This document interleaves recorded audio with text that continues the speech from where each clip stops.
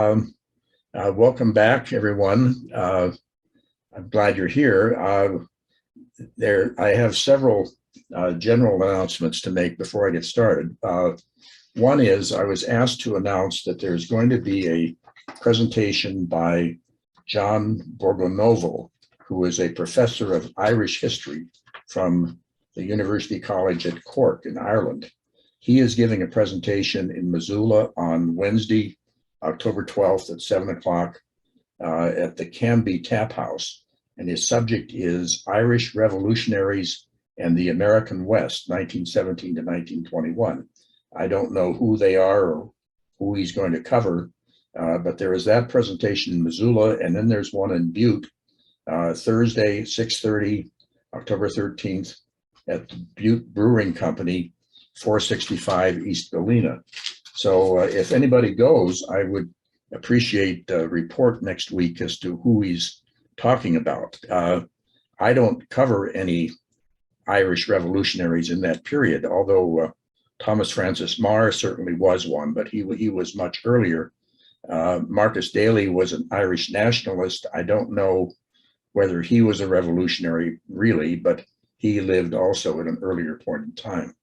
So it'll be interesting to see who Professor Borgonovo has in mind. I would encourage your comments, questions as we go along, either on the chat or unmuting yourself when I pause. I'd like to make the class as interactive as I can. If you have questions or comments or want to add anything in between classes, you can contact me at email at paul3707@aol.com, and I'll be glad to respond and answer any questions or discuss anything you'd like to discuss.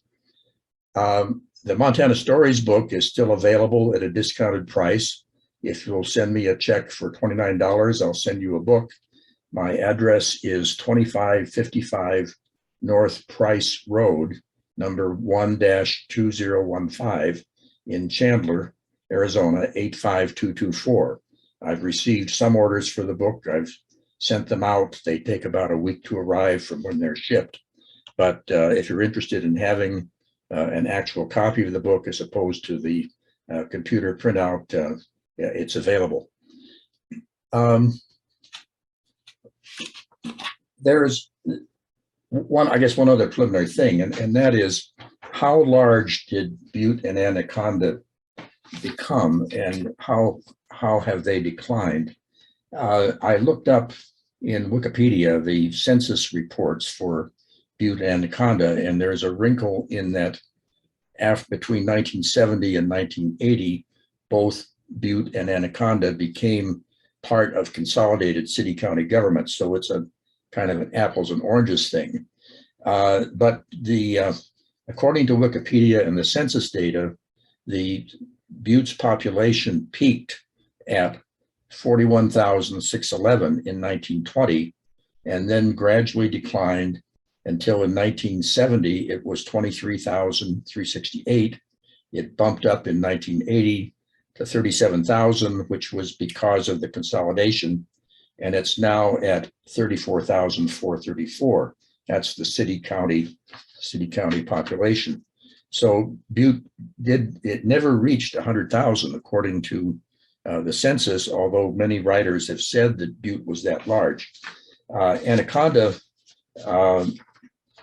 similarly declined. Its population peaked at 11,668 in 1920, and then declined to 12,000 in 1930.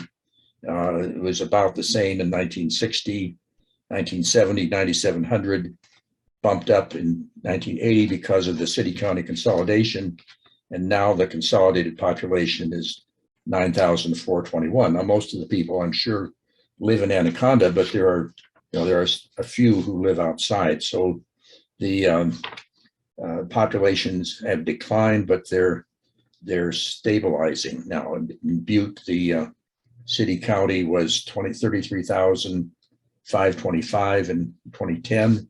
It's now 34,494. So it's a small gain, but it's essentially stable. Uh, the stories this time are two sides of the same coin, and they're kind of long and complex. But in writing those two chapters, just to give you an idea of where I was coming from, I started with the proposition that I wanted to summarize the book by Leake on the city that ate Leech, the city that ate itself, and got into that a ways with the effects of the cave block mining and the open pit on the people of Butte. But I realized that that book didn't really get into what had caused that situation, what was going on with Anaconda and how did it get to that place. So I started doing some independent research to find the causes of Anaconda's decline and its takeover by Arco. And that got me into this online book by Richard Hanners, which I refer to at page 4-1. It's online. I don't know that it's actually published, but it's montana-aluminum.com, a lengthy book of mostly about the aluminum industry, because Hammonds was starting from the proposition of trying to trace the history of the aluminum industry. But there's an excellent chapter on the long-term decline and fall of Anaconda, which I've drawn on extensively. And the other sources that I've referred to are on page 2. Now, to put this in context, and I'm going to start again with the Anaconda side of this equation. Butte grew substantially from the 241 people, including 98 Chinese in 1870, up to 41,000 in 1920.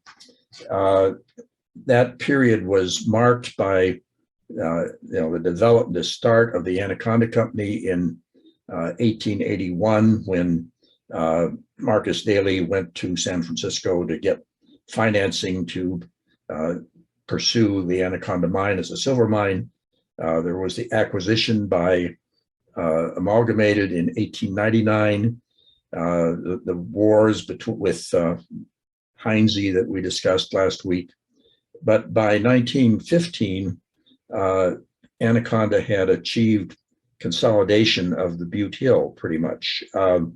The Heinzes had sold out, gone back to New York in 1906. Clark had sold his properties to an amalgamated affiliate in 1910. The Lewishans had sold their properties, had been acquired by Amalgamated in 1902. And so by 1915, Amalgamated and then Anaconda controlled the entire hill. Production of copper increased through this period. Population grew. The peak of production was during World War I, when, among other things, copper was made into brass to be used for artillery shells, and that provoked a continuing growth in the industry. There's a copper museum in Clarkdale, Arizona, which is a private museum that people came from Minneapolis somewhere to start it, and it is full of copper shells, artillery shells. Museum doesn't mention much about Butte at all in terms of the history of copper mining, but copper fabrication really reached its peak in 1917, and by 1920, Anaconda was the fourth largest company in the world. That was its peak. But when World War I ended, copper production really stopped, and so because there was no longer the wartime demand, copper prices went lower, continued to be lower through the 1920s and 30s until the beginning of World War II. And the other thing that happened in there was that during the early 1920s, Anaconda bought interests in mines in Chile and Mexico. These were large open pit mines that could be mined much more economically than the mines in Butte. I've gone into at pages 3 and 4 how mining in Butte evolved during that period. There was consolidation underground with transportation and air conditioning and water pumping. The mines became safer, and in part that was in response to the speculator mine disaster that I talked about before the class started. But during that period, the population of Butte was declining, the number of miners was declining, the copper was becoming more expensive in relation to copper that could be produced from Mexico and Chile, and Anaconda's profits then became tied more to the foreign copper than to the copper in Butte. So that situation persisted until during World War II, when there was an uptick in copper production because of the need for and other metals during World War II. But after 1946, the copper price went down again, and that again created pressure to do something with the underground mines in Butte, because from a strictly economic point of view, that copper was too expensive to mine.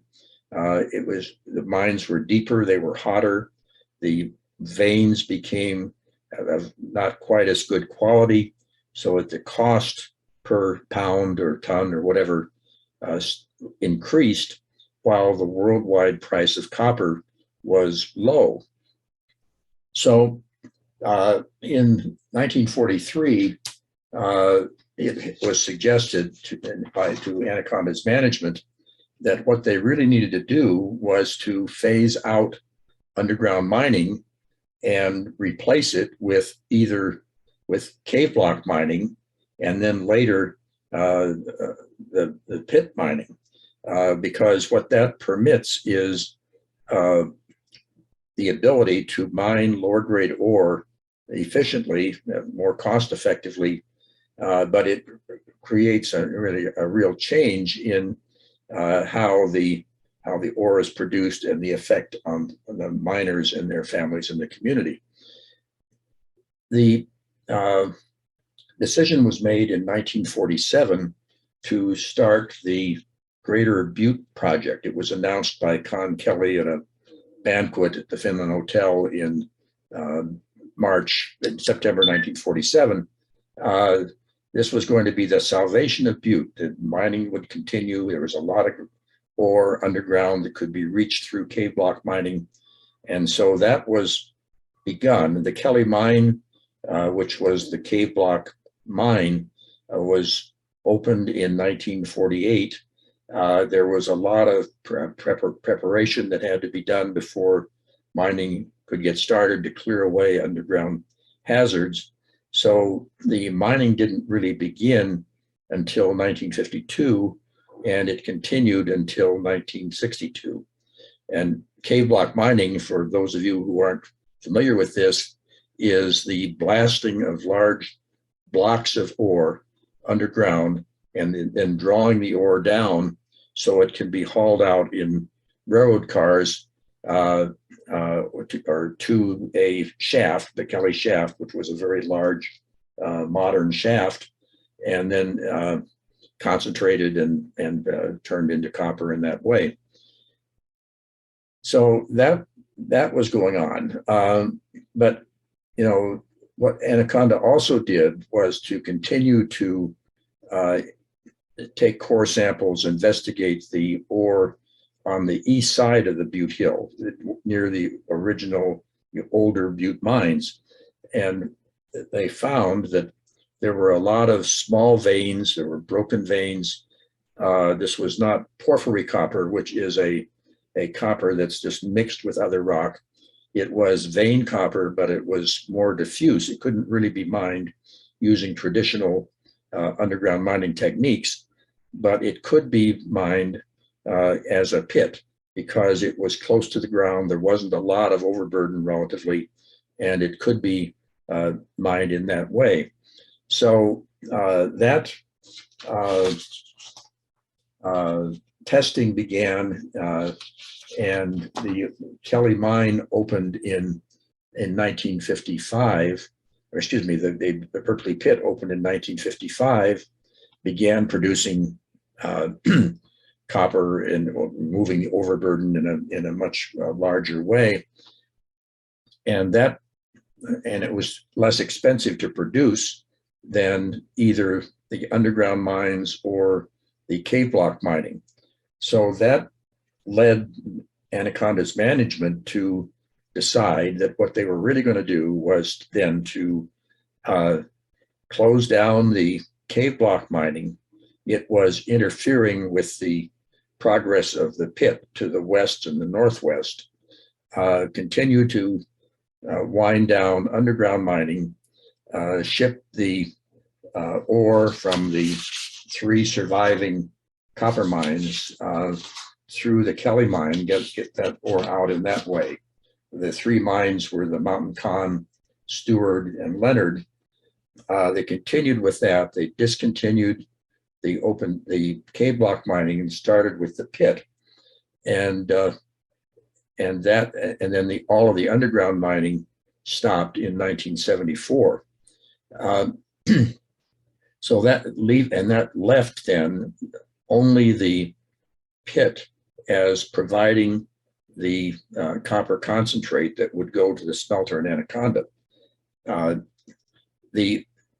The other thing that Anaconda did was to build the Weed concentrator in 1964, because what was the result of the pit mining was to produce a lot of waste rock that there was no point in hauling to Anaconda because it was just waste rock. So the concentrator was built and expanded, and it created a tremendous amount of waste rock, which was either put around the pit or up to the Yankee Doodle tailings for leaching, and in that way,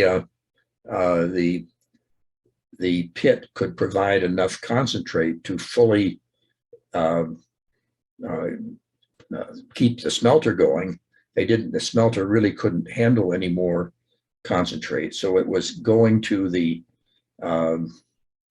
smelter in the form of concentrate in the most efficient way possible. But again, the consequence of that was then that the underground mining wound down, and it stopped in October 1974. This is still while Anaconda is in control, but Anaconda is in a retrenchment mode at that point. Any comments, questions so far before I move ahead? Okay. The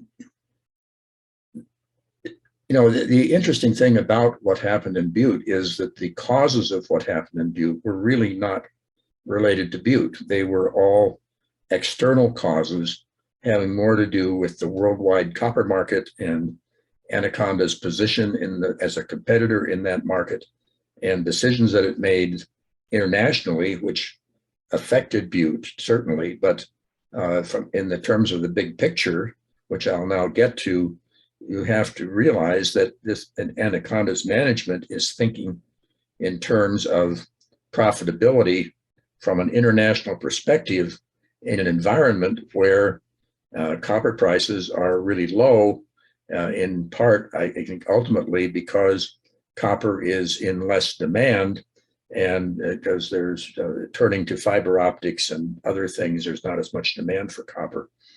Okay, so the mines in Chile and Mexico start in the 20s, and they are expanded in the 30s, and they continue to expand in the 40s and 50s, so that 3/4 of Anaconda's profits come from the international open pit mines. They don't come from Butte. Anaconda has shifted its focus pretty much entirely to the international open pit mines. But as a part of the realization that the high quality ore in Butte might be running out, Anaconda thinks that it should diversify. So it tries to find ways to diversify out of copper, at least in the United States. And the preferred method of diversification is to get into aluminum. But aluminum manufacturing is very expensive. Apparently, these manufacturing plants cost hundreds of millions of dollars, and Anaconda built a couple of them, and they did not produce revenue that was proportionate to the amount that was involved in investments. So these and other mines that they developed in the United States were not particularly profitable either. So Anaconda's in a dilemma then. It is trying to diversify out of copper production in the United States, diversify into fabrication or aluminum. Those ventures are not particularly profitable. And meanwhile, it's getting its primary profits from the Chile and Mexican mines. Now, in the 50s and 60s, there became a much more nationalist flavor in the politics in the countries of Mexico and Chile. There was warning and concern that the mines might be nationalized. Kennecott was aware of that. Kennecott stopped investing in the large mine that it had in Chile. It worked out a deal with the Chilean government, so it was able to share the revenue and eventually get out without being hurt too badly.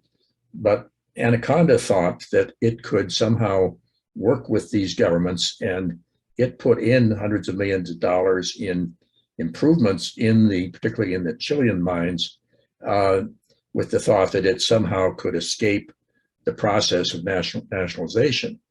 Only it didn't. It couldn't. Both the Chilean mines and the Mexican mine were nationalized in 1971. And that left Anaconda they were really stuck.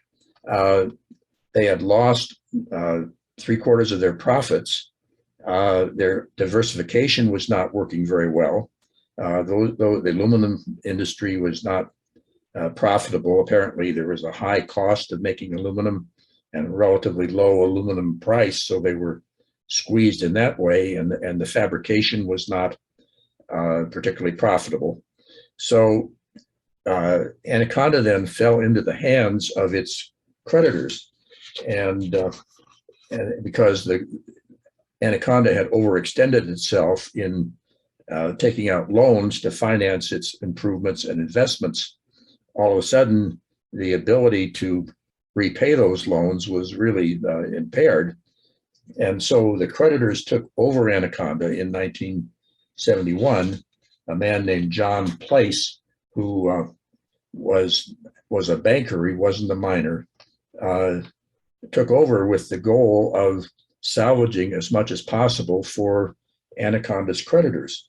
And so what they then started to do, and this is on page 415, 416, was to reorganize and cut back and lay off and stop producing metals in the United States in a variety of ways to salvage as much as possible for the creditors. And this went on for several years. The result was that Anaconda had progressively fewer assets than it had before. It had the Berkeley pit. It had closed down the Kelly cave block operation. It had closed down all of the underground mining in Butte, but its principal asset was a $300 million tax credit that it received from the IRS as the result of having its mines nationalized in Chile and Mexico. That was the principal asset that the company had. There's a question, couple of questions here. Where does the name Berkeley come from for the pit. I believe that that name comes from the Berkeley mine. There was a Berkeley mine in that area, and I don't know where the name of the Berkeley mine came from. If it's Berkeley is not just Berkeley, California. I believe there's a Berkeley in England. Maybe somebody knows, but the name of the Berkeley mine goes back into the early history of Butte, because that was one of the mines that Heinze was involved in fooling around with during the wars of the Copper Kings in the early 1900s. The Kelly Shaft, where is the Kelly Shaft from the Mountain Con? Kelly Shaft is, was west of the western boundary of the pit. It was sort of northeast from uptown Butte. And I think the Mountain Con was farther north and west. Maybe some of you in Butte can be more specific as to where the Mountain Con was. I think it was up the hill from uptown Butte. It was further west from the Kelly mine. Someone here has an answer. Yes. Yeah, the Mountain Con is just off of Main Street. If you go up far enough to what would be Centerville. Right, that's directly north of uptown Butte. Yeah, just straight up Main Street and go to turn right. I can't remember the name of the street you turn on, but it's so prominent you can't miss it. Right, but it's west of the Kelly mine, where the Kelly mine was. So yeah, from it west would be northwest, essentially, if you're flying that way. So where was the Stewart mine then? That was in that same area, wasn't it? The Stewart is also off of North Main Street. You come up Main Street and the Stewart will be on the right. You would pass St. Mary's Church on the right, and then Clark's original mine, where the festivals are, on the left. Go up another block, about a half a block to the Stewart, and it's on the right. Good, thank you. There's a comment here. I was amused by the description of conspicuous employment waste. No job descriptions, no evaluations. Great Falls has many stories along this line. I don't know about Great Falls, but that was surprising to me to read that apparently Anaconda had been able, when it was profitable, was able to coast along with a lot of people in New York who apparently nobody knew what they were doing. And they were, when Place came in, they were all laid off, and many of them were laid off, and that because they had to get control of their costs. So, continuing the story forward, then Anaconda is in a retrenchment mode. They're cutting their staff, cutting their corporate staff. People who don't know what they're doing, selling off assets, closing operations. And by 1975, they begin to get takeover bids. Starts at page 4-17 of the chapter. Crane Corporation attempted to take over Anaconda. Crane was a known raider who bought companies and then sold or wrote off marginal operations, and that was rejected. Crane ended up buying into Anaconda, but it could not gain enough for control. There was a takeover bid from Tenneco, which was a large company involved in manufacturing chemicals and oil. That was considered to be a more friendly takeover, but the one that offered a little bit more than Crane had offered for the Anaconda shares, but the one that succeeded was the takeover bid by Arco, which was proposed in March 1976 for $27 a share, and that eventually was successful. So there was a merger agreement in July 1976, and the acquisition occurred in 1977. So now these dates are important in relation to what was going on in Butte, but I'm going to defer talking about what was going on in Butte, but just note that during 1971 through 1976, what Anaconda is doing in Butte is primarily the Berkeley pit, not underground mining, not cave block mining. And the pit is not growing during those years. Apparently, the decision has been made that it's too difficult to expand the pit to the west. It's going to run into the old Kelly mine workings. It would destabilize the wall of the pit on the west. It would interfere with homes and businesses more on the west. So it expands to the east and northeast and becomes deeper, but it does not expand. And there's fear in Butte that the pit is going to expand. It's going to go to the west. It's going to wipe out the uptown area entirely. And that was proposed once by someone, an Anaconda official in the early 1970s, but Anaconda rejected that. And they were, I think, thinking in terms of winding down the Butte operation even during those years. So ARCO takes over then in 1977, and it is a question of why ARCO bought Anaconda anyway, because they had no experience with mining. They had no particular loyalty to people in Butte or Montana. The principle or speculation that the reason why ARCO bought Anaconda was to get that $300 million tax credit. ARCO was a very profitable oil company that probably made a lot of money during the 70s, during the gas crisis, oil crisis in the 1970s. So it was either to get the tax credit or to get into shale oil or get into coal or get the information that Anaconda had about future projects. But none of that really involved any commitment to continuing mining and smelting in Butte, Anaconda, and other cities in Montana. So ARCO takes over. What I don't think ARCO anticipated, that it was going to end up with the huge liability for the environmental damage that Anaconda and other mining companies had caused, principally in Butte, but which cost it over $450 million in succeeding years. So, so then you sort of look at, well, what did ARCO do then? Anaconda continues as a subsidiary of ARCO. It continues to operate the mines and the smelter in Anaconda, not the mine, the pit. But there's exploration had been going on in the Kelly, I guess, for possible future cave block operations.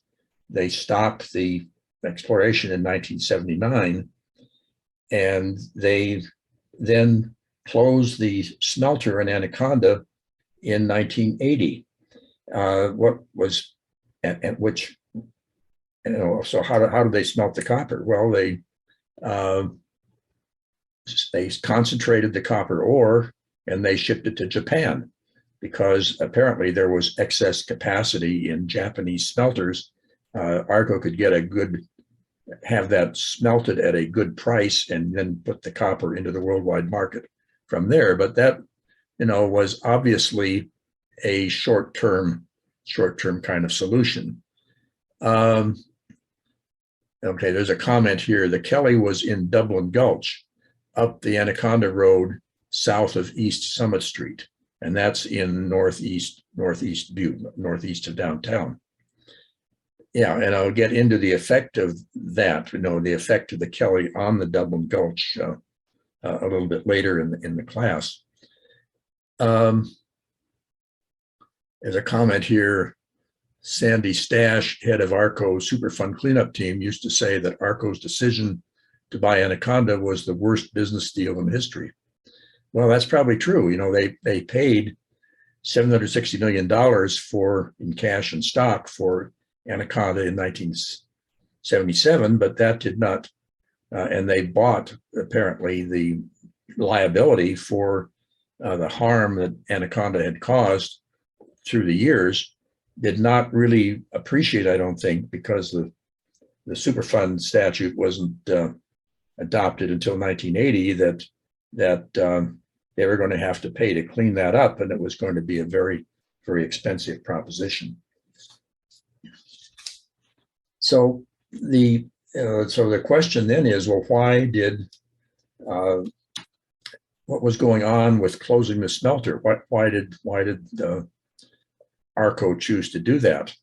ARCO claimed at the time that they did it because the environmental statutes, the cost of getting the smelter up to the point where it would be suitable under environmental standards.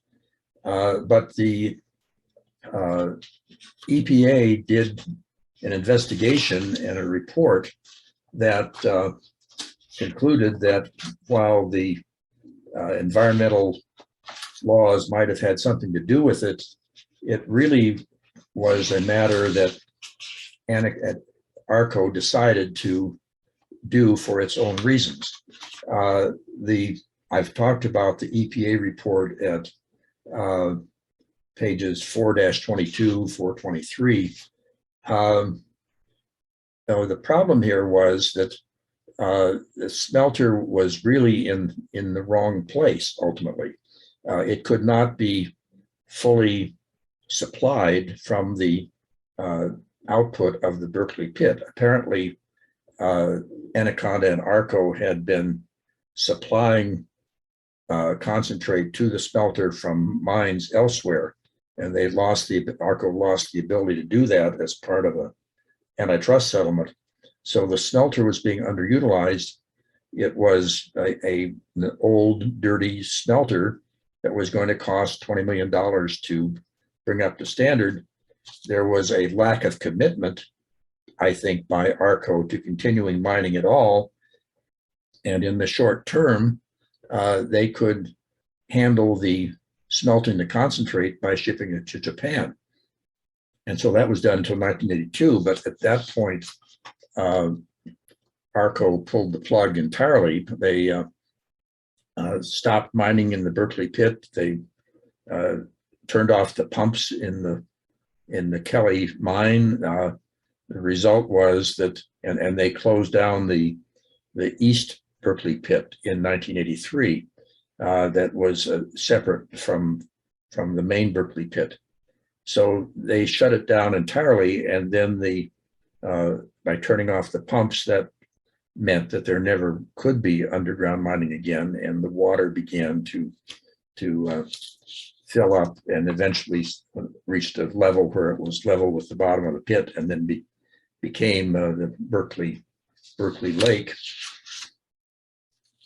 So that's what happened there, and that's how mining stopped. So and it just left the people of Butte with this huge lake, and it left ARCO with a huge liability for the cleanup. ARCO eventually merged into British Petroleum. I've referred in chapter 4 to consent decrees that spelled out how the environmental damage is being handled. And apparently that has progressed pretty well. Now, there was concern for many years that the water in the Berkeley pit was rising. There was no apparent solution to cleaning the water before it would flow into Silverbow Creek.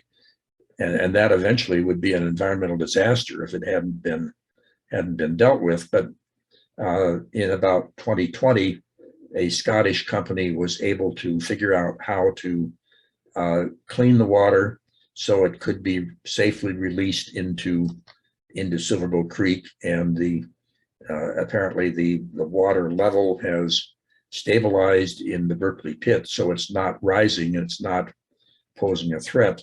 And so that problem has been solved. And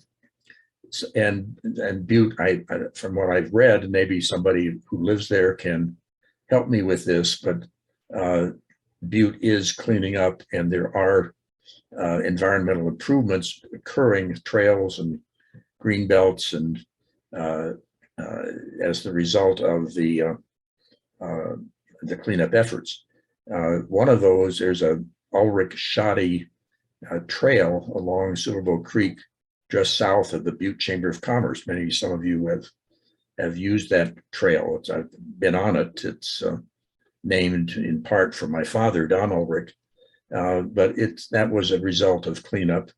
And so the environmental picture in Butte is improving, but it's taken a long time. It's been very expensive, and but Butte has survived that. Are there any comments or questions about the Anaconda side of the equation before I move on? There's a question here. What was the purpose of the arbiter plant in Anaconda? I'm not familiar with the arbiter plant. Can you explain what that was? Hello, can you hear me? Yes, sure, go ahead. This is Bernie Cassidy. It was built sometime after the concentrator, and it was just north across the highway from the slag dumps outside of Anaconda. And I somehow had the idea that concentration from the concentrator plant in Butte went to the arbiter plant before it went to the smelter there or up to Black Eagle.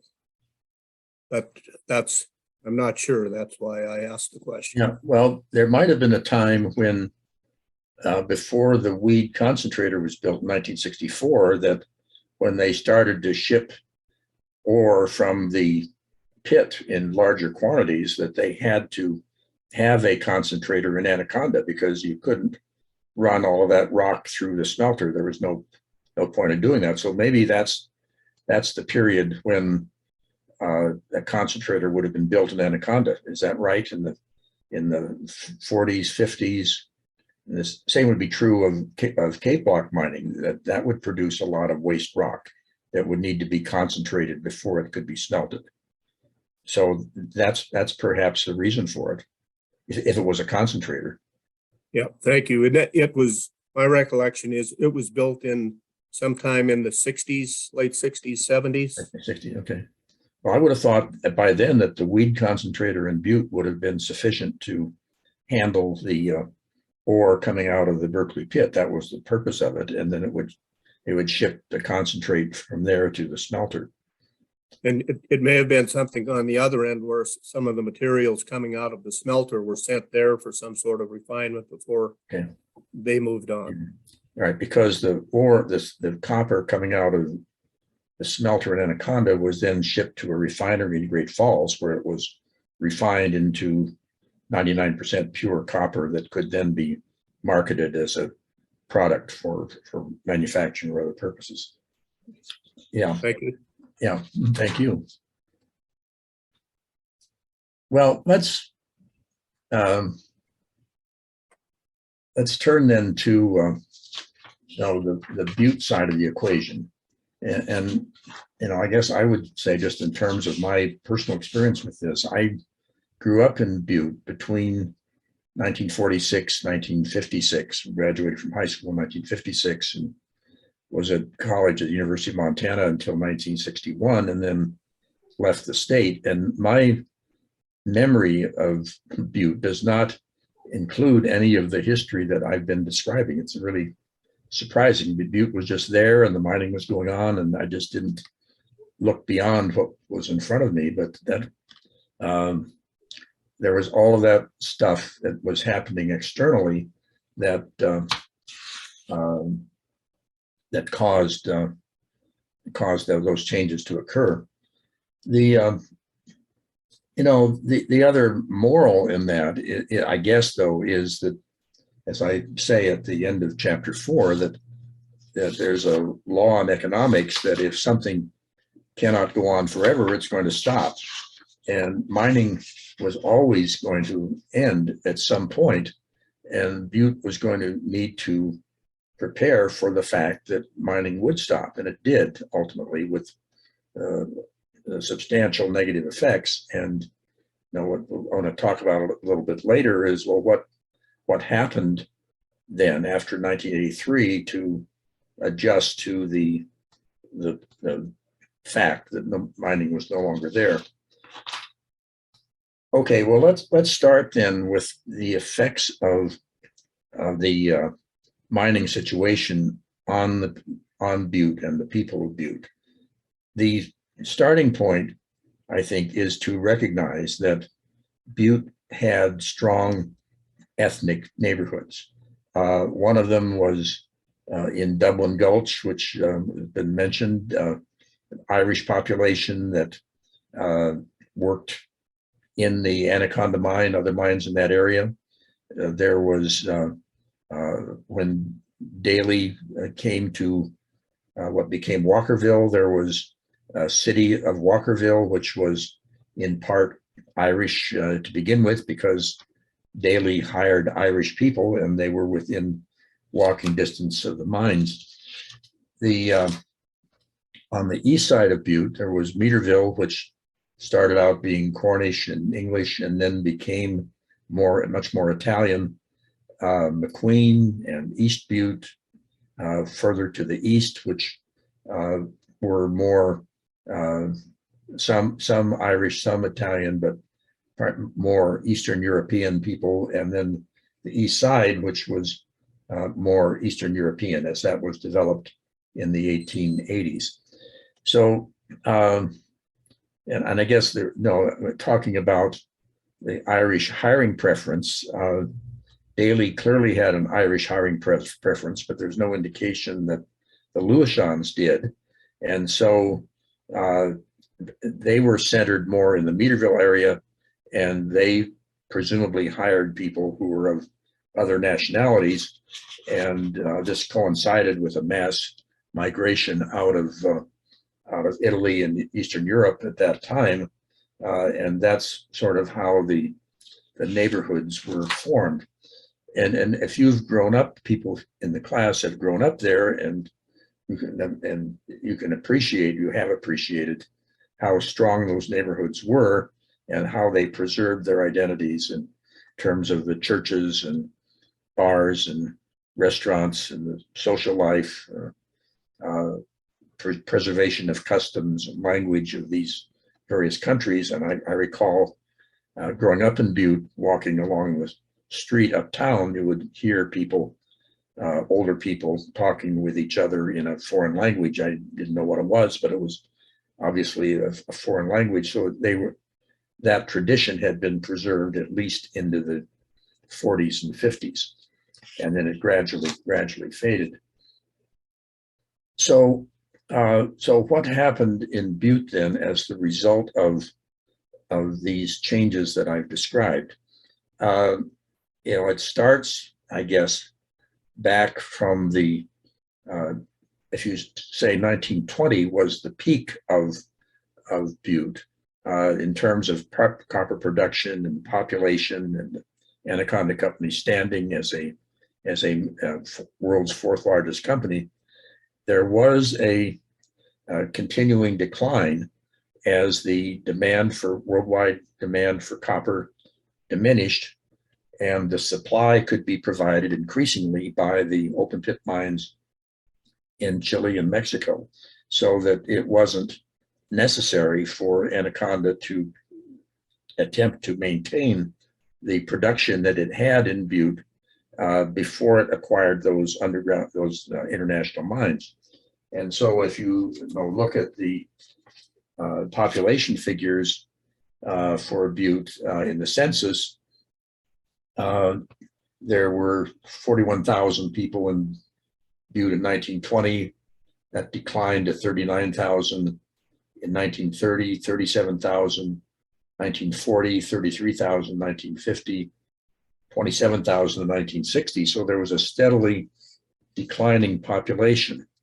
There were problems of subsidence that accompanied the underground mining, and I've attached an article by Brian Leach to chapter 5, which talks about the dealing with subsidence issues in Central Butte during the period from 1940 into the 80s, because what Anaconda did was to substantially increase the underground mining in Central Butte during the 40s in particular to meet the demand for metals.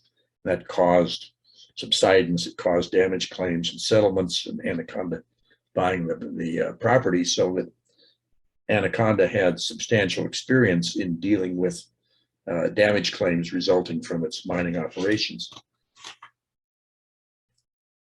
So, I don't know if or what Anaconda's management thought or felt about what the effect would be of their decisions on cave block and open pit mining on the people of Butte.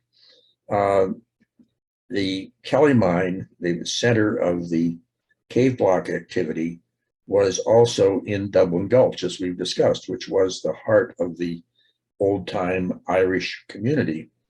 And that was the first to go.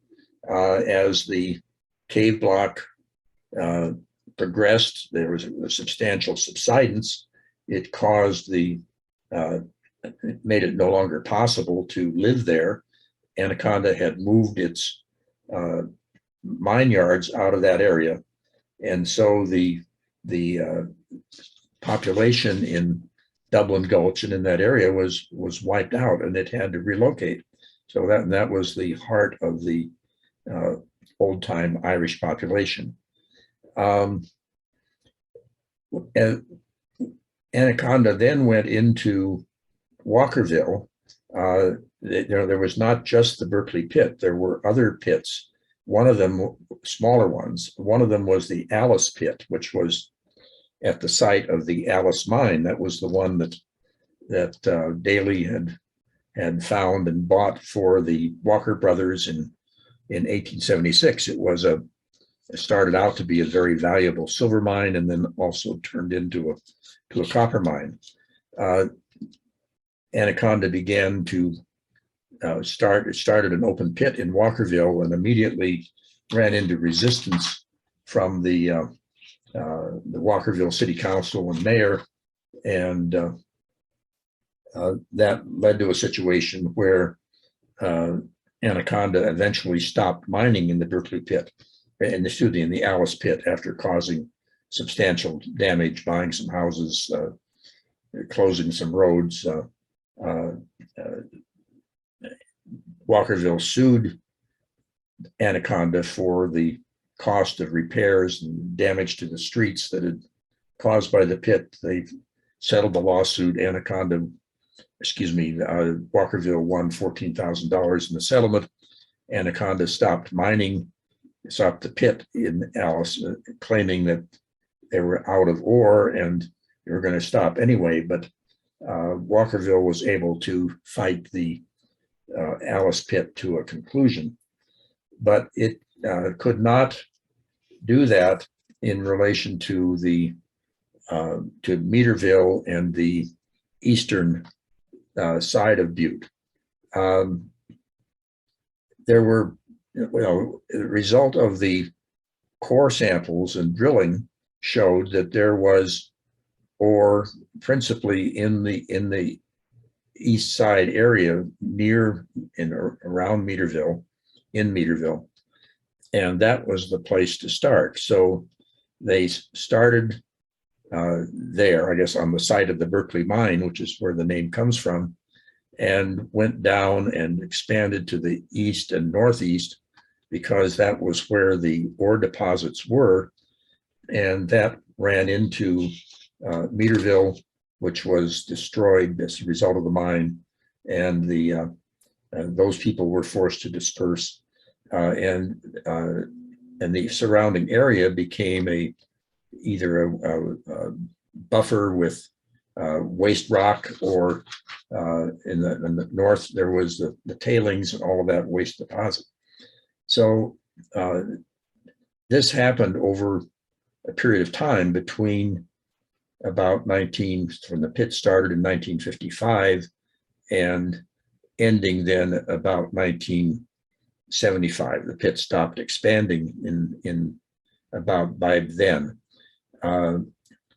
And through that, and I don't know if any of you have lived in Butte during those years or experienced that, the result was the gradual dismemberment of the neighborhoods and people being forced to leave, being bought out by the Anaconda Company one by one, but not receiving a lot for their property. The procedure that was followed was that Anaconda had the right to condemn property. They started a file on a property that they were interested in and submitted it to a board of realtors, which appraised the property at a market price. I don't know how that was arrived at. And so Anaconda would pay the market price for the properties, but often those properties did not own the land underneath. They were mining claims that Anaconda had the mineral rights. And these houses were small and old, so people didn't really receive a lot for them most of the time. And then the supply of housing in Butte was limited because there was an initial supply of housing that Anaconda had, and people could move into that. But then that was exhausted. The price of housing went up as the supply diminished. And so many of these people were forced to move in a situation where they did not receive a lot for their old homes, and they were forced to move into more expensive homes because the market had increased, if they stayed in Butte at all. But as the mining diminished, then the miners and mining families left if they could, and many of them did, obviously, as the population diminished, but a lot of people didn't, and those were primarily older people, retired people, poorer people who could not leave, people who had a tradition in Butte who did not want to leave. And so that became more the population of Uptown Butte in particular. The other thing that happened then was that, as the buildings in Butte, particularly Uptown Butte, continued to deteriorate, and there were fires that were arson or thought to be set by Anaconda, or there was a period of time during the 60s and 70s where there were a lot of fires. And that in turn led to a concern that maybe it was time to move the city off the hill before the Anaconda Company took it over and ate the city with the open pit. Now, and here again, there are a couple of conflicting strands. The Anaconda said, and several times, that it was not going to expand the pit to the west, except in the far distant future, maybe never. And what they were going to do instead, eventually perhaps, was to mine under Butte, under the city, using cave block techniques, because the overburden, the rock between the ore and the surface, was too great to take out with an open pit. And so there would not be an open pit in Butte. There would be cave block mining underneath, perhaps sometime in the future, but also perhaps the subsidence from that would cause the land to be unusable. But it never got to that point. And in terms of the Anaconda's need or use of copper, they were able to keep going until 1982, using the material from the pit. But there was a sufficient concern at that time about what the future of Butte's Uptown would be, that there were serious explorations of other possibilities. There was a possibility that the city's center might be moved to Stodden Park, which is a recreational area in the flat. There were a couple of other places that were possibilities, but the problem there was to find enough money to make that transition possible. And there was some concern that maybe Butte should be preserved uptown as a historic city, and it shouldn't be moved at all. So the city council went back and forth on that, and finally, in 1976, the city council, after considering the various possibilities and voting initially to move to the site that was near the stockyards, the spoliator site, decided to keep uptown where it was, not move it down the hill, and begin then a process of urban revitalization and renewal so that the city could be preserved as it stood. But that was a contentious period of time. There was a group called Butte Forward that had Anaconda representation and business people who thought that the city center should be moved. The concern was that there was really no place to move it that was appropriate. And at one point, the Anaconda company said it would contribute $11 million, but $2.5 million was from property that it owned in the uptown. So, and that was conditioned upon getting funds from other sources. But there weren't funds from other sources available during that period of time. It was thought that perhaps Mike Mansfield might be able to cause the federal government to contribute $50 million towards this process. But that didn't happen until after the city council decided not to move. Apparently funds became available. So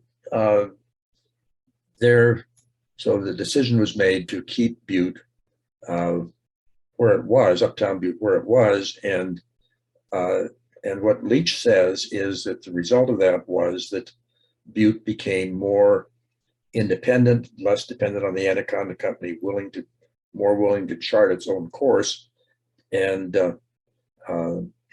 break free in effect and try to salvage the uptown as more of a historic site and continued make efforts to move it down the hill. So that's 1976, and the mining stops in 1982, 1983. The cleanup occurs, through the years from about 1983 until the present. I guess it's now substantially cleaned up. They're in the final phase of cleaning up the area from a Superfund perspective. So there Butte is, and the question, and it appears from the population figures that the population has stabilized. Now again, this is what I'm looking at is city-county population from 1980 to 2020. Population was 37,000 in 1980. It dropped to 33,000 in 1990, 2000, 2010, increased slightly to 34,494 in 2020. This is combined city-county population. So that population has stabilized, but Butte hasn't shared in the development that Missoula and Bozeman and Billings at least have enjoyed as the result of people from out of state moving in to get away from the pressures and cost of living in California and elsewhere. I was in Butte last September for a Montana History Conference a year ago, and talked with several people who were responsible community leader type people as to what was the future of Butte, what was Butte now, and what was it going to become since the mines closed. And I would like to throw this open for discussion because I don't really know the answer. I will tell you that the answer that I received was that there was a mixture of opinion. Some people thought were happy with Butte's history. They thought that Butte should continue to celebrate the mining history, the cultural, ethnic history, like St. Patrick's Day and the Finnish holiday and the folk festivals and all of that.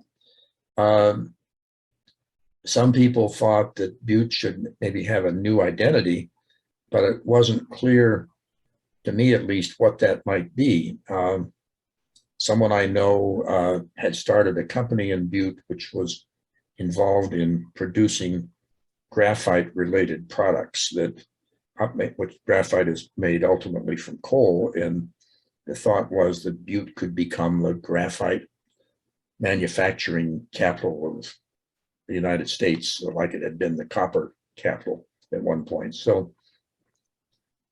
And others say, well, there's this little business is starting and that business is starting, and that's good enough.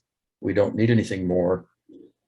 But, if there isn't a continuing purpose, then eventually Butte would die as the people who are there leave or die, and Butte would become a ghost town.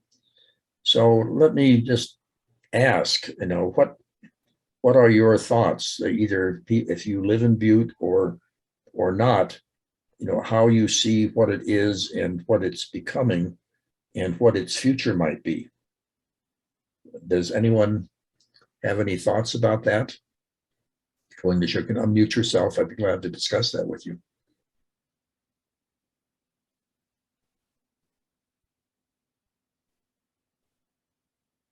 Yeah, actually, that's a good question. I never thought of what it's going to be becoming, but there has been hope in terms of younger entrepreneurs, that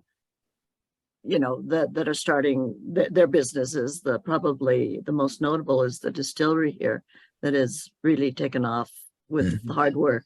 And there's other entrepreneurs, and they're about of the same age, 40s maybe now, 50s, that there's hope that they will carry on, at least from the business perspective of development. One thing I just wanted to point out to the others in your class is the great loss that we felt with the loss of the Columbia Gardens. Anybody that grew up in Butte, we still suffer from the loss of the Columbia Gardens and the memory that we had, and that burned, I think, in 73, maybe 73, yes. 73, and it was a great recreational area. It was our own little special place away from the city, and we still mourn the loss of the Columbia Gardens.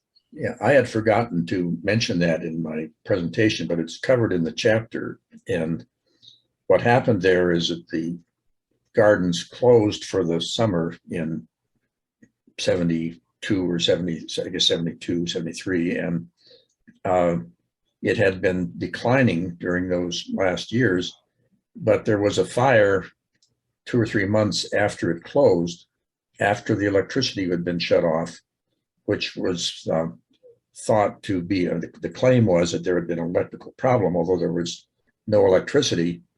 And then it was suspected that that might be arson, either caused by the Anaconda company or somebody else, to clear off the site so that an open pit could be built there. The Anaconda had explored the area, found that there was ore there, and that was a way for them to mine that area. But what happened then was that after mining for 1.5 or 2 years, they stopped and turned it into a dump, and that was the ultimate insult because there wasn't really a serious interest in mining it on an extended basis, and it was just became a dump for waste material. Do you have a comment on that, or is that right? You're nodding, yes.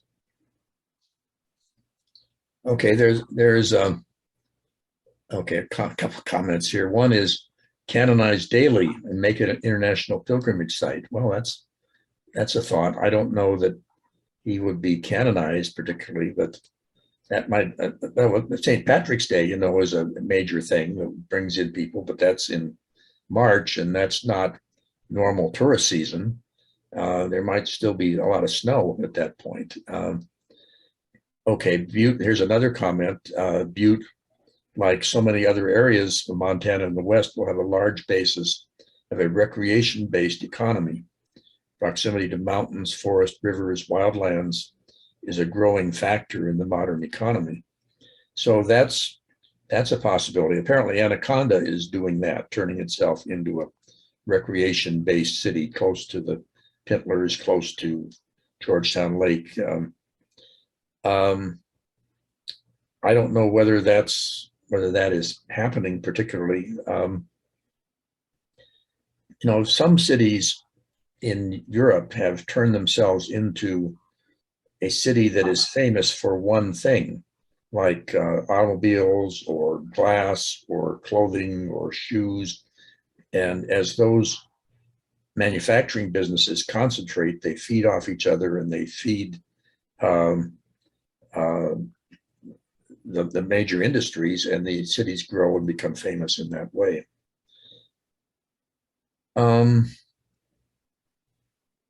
Okay. I'd like to address that if I could. Sure. I can't remember which poet it was that said, though much is taken, much remains. And that really strikes me about Butte. I think its losses have been profound. But it has retained two qualities that I think will stand it in good stead for a long time. And one is that because they started out their history in this state as such a political powerhouse, they have retained that, particularly in the legislature. The Butte delegation is, I think, kind of justifiably famous for hanging together and getting on the right committees and getting things done for Butte, and it's impressive. And the second thing is that Butte has a solidarity and an identity as a town that is rare anywhere. They just are connected in a particular way that when you're in Butte, you feel it. And when you're meeting people from Butte, you respond really positively to it. And so in spite of all of the misfortune that they've suffered, they have a tremendous sense of humor and sense of appreciation for life itself and for one another that is really heartwarming. Well, what is the influence of Butte in the legislature if it is majority Republican and conservative, and Butte's delegation is Democratic? Can it have much influence in the legislature under those circumstances? Well, we're seeing more of a shift in that regard than we have ever seen.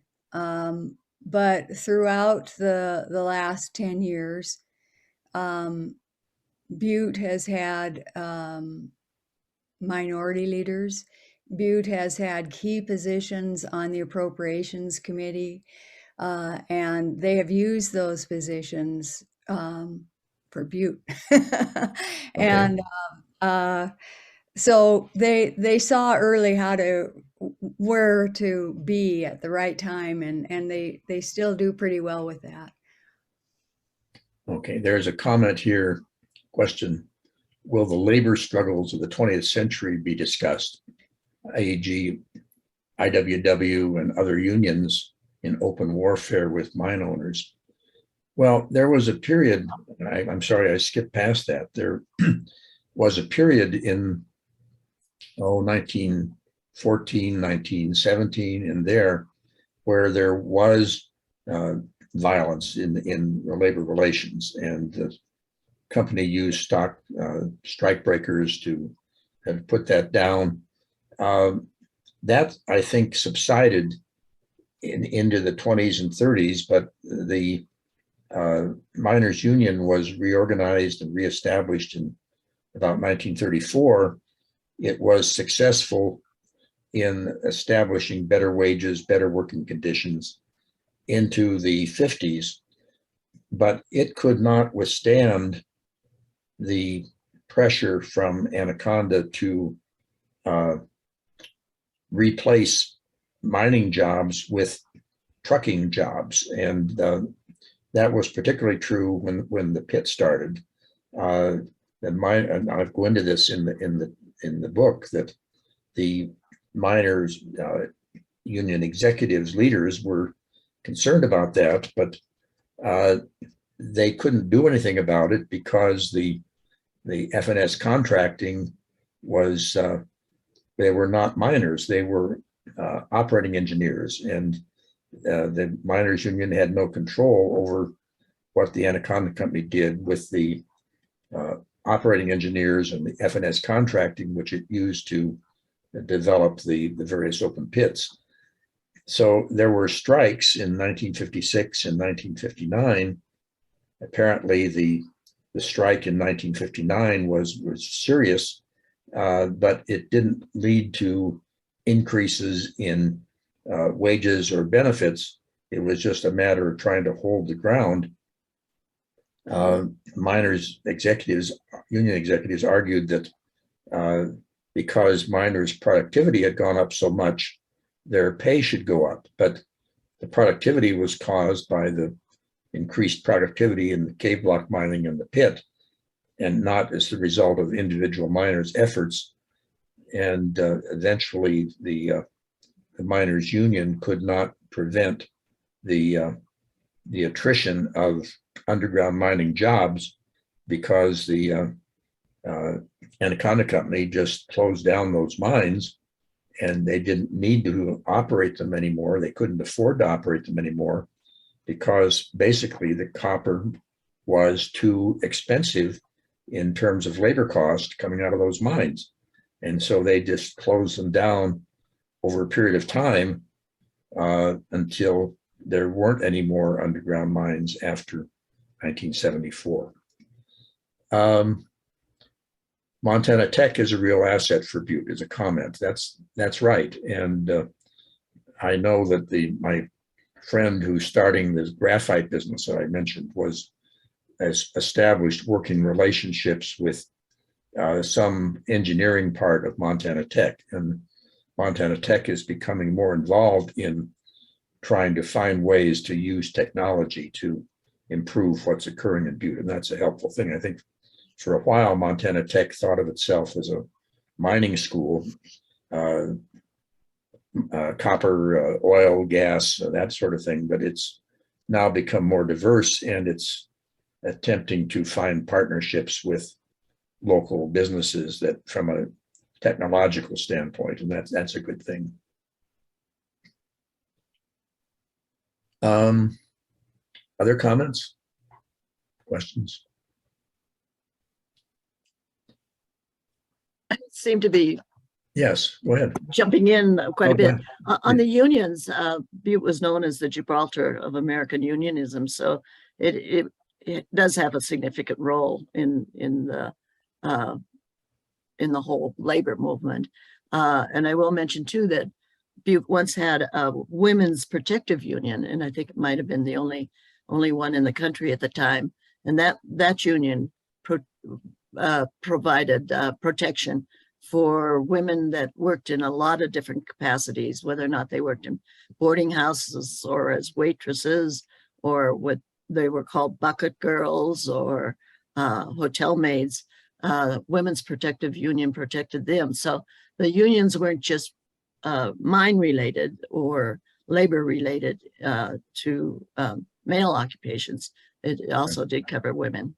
And Butte was heavily unionized generally. Just not just mining or what you've mentioned, but generally it had a reputation as a union town. But that, I think, made it more difficult for outside companies to come in because they knew they were going to be faced with union situations and which would lead to increased labor costs. And there was a deterrent effect, I think, for outside businesses to come into a heavily unionized situation. But I guess the other thing though about that is that as strong as the unions were, they could not preserve the mining jobs because the underground mining simply was not cost effective, and the Anaconda had the power to close it down, and that had, I'm sure, a spiraling effect on everything else that was going on in Butte, because as the miners and their families left, then the businesses that provide services and products had to decline. There was a substantial decline in retail in Butte between the 60s and 70s as a result of the population decline, and that becomes a vicious downward spiral over time, which again needs to be corrected. And it appears, from the population at least, that the population of Butte has stabilized. There's a comment here. The Butte Country Club golf course is an asset. Well, that's true. The golfing season is short in Butte unless you play with an orange ball in the snow. But certainly, in the summertime, Butte is a wonderful place to play golf. Okay, there's a comment here. When my older brother moved to Butte in 1971 for a broadcasting job, he was surprised but proud to see that one union went on strike. If one union went on strike, every other union struck in support. I feel more needs to be discussed about the strong union history of Butte. I appreciate that comment, and I've tried to add to that. But ultimately, it didn't do any good. There was a strong union community, solidarity, support, and so on. But that would make it more difficult for other businesses to come in. And despite that solidarity, they could not sustain the mining. And so let me ask the same question in a different way in a couple minutes that we have. What is the future of Butte? What do you see Butte as being in 10 years or 20 years? Can you describe what it will be? Is there a coherent picture of what it will be? Not just what's happening now, but what it will be. Anybody want to tackle that one?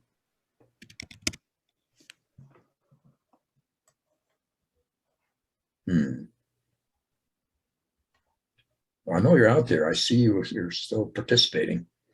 Hello. Yes. I was just going to say one of the things that I think in order to answer that question is what is the history of the future look like for Dennis Washington's mining operation there? I know when that came in, that was non-union. That was problems for a lot of people to do that.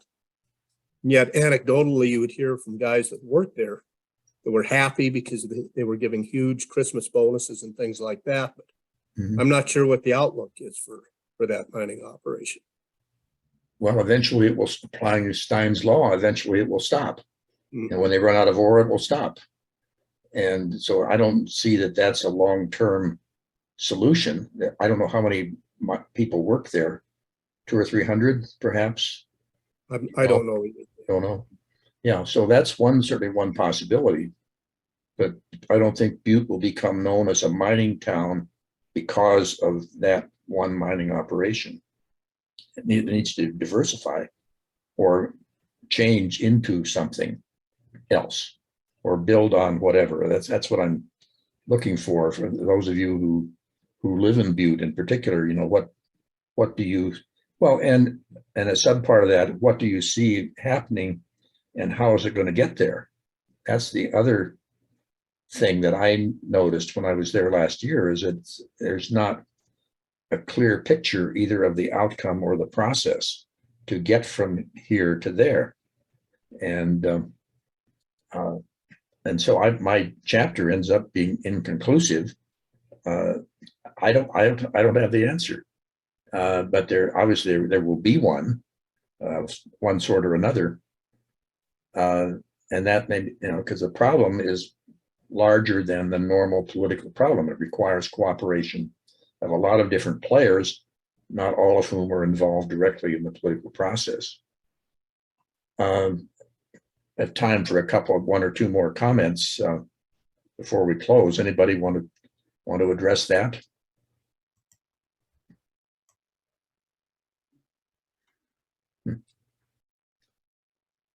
Okay. Well, that gives you, that's my take on what became of Butte. And it's a long, sprawling, complex, multifaceted story, both in terms of what was going on with the Anaconda Company and what was its effects on Butte and what has become of it. There's a couple of comments here. Tourist and film industry. That's right. I understand there's a movie that's being filmed in Butte, or has been just recently. Remember in the early 70s, there was a documentary filmed about Evel Knievel, starring George Hamilton. And there certainly apparently an episode of the Yellowstone television show is being filmed in Butte, so that's possible. Antibiotics are being found in the Berkeley pit. Well, that's interesting. I heard they are pulling minerals out of the pit. Don't know more about it. Well, there's always been a reclamation process of processing the water to remove chemicals. I don't know how profitable that is, but certainly it needs to be cleaned up. Now that somebody else says a bedroom community for Bozeman, I understand that's true. And the price of that is it's a 110-mile commute from Butte to Bozeman over the pass in the wintertime. So it's an expensive trade-off to commute from Butte to Bozeman, and also perhaps people are commuting from Butte to Missoula, same distance the other direction. Okay, well, I appreciated your comments, and it's an interesting possibility. Maybe we'll get together in 10 years and see how it came out. Next time, I'd like to talk about chapters 6 and 7 in the book, which are about newspaper history and the University of Montana. But I think I'd like to start with the University of Montana chapter first and see how long that goes and what comments you have about it, because that I want to allow full time for that, and we can then fill the rest of the time next week with the discussion of the newspaper history. So if there's nothing more, I appreciate your coming back this week, and please read chapters 6 and 7 and look at the pictures of the University of Montana, which are in the supplement. And I will see you next time. There's a couple of comments. Your book name again is Montana Stories, and you have the book in your class materials, but it's in electronic form. So you can either use it that way, or you can send me for a copy of the book itself.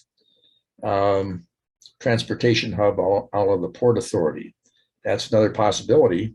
But what are you going to ship in, and how does that work? It requires businesses in the industrial park in Butte to be able to take advantage of the transportation hub situation. Okay, that's it for today. Thank you again, and I'll see you next week. Thank you. Mm-hmm. Thanks, Paul. Everyone have a great day.